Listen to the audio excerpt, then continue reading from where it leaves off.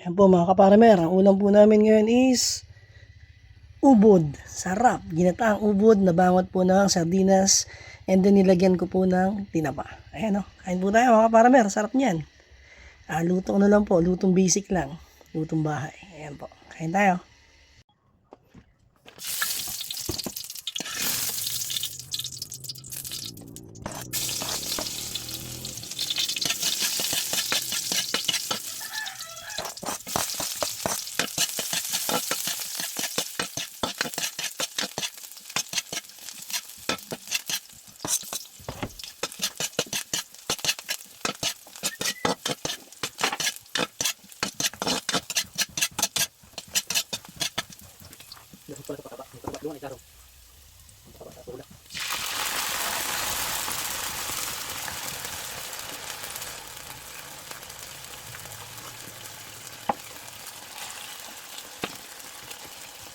Multiple sardinas ano? Natuto na lang natin ng dati kita din. Sardinas na may karikat na karikat na ubod. Hindi na din eh. Dati ano? Amo? Chef, mga Joseph.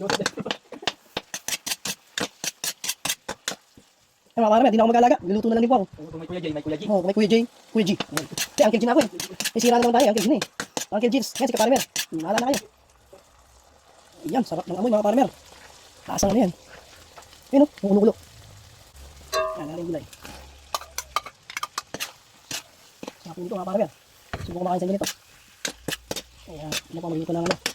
And then, nalagay po natin din gata. Ayan, sakit ng gata lang po yan. Silipin natin, ang nakasobra. Ayan o, sarap niyan. Gulay pa lang. Ayan. Ayan, tinagin mo na mga kaparamer. Sarap po nito. Ayan o. Ayan, tinagin mo na. Tapan natin. Ayan, tapan natin. Mabilis.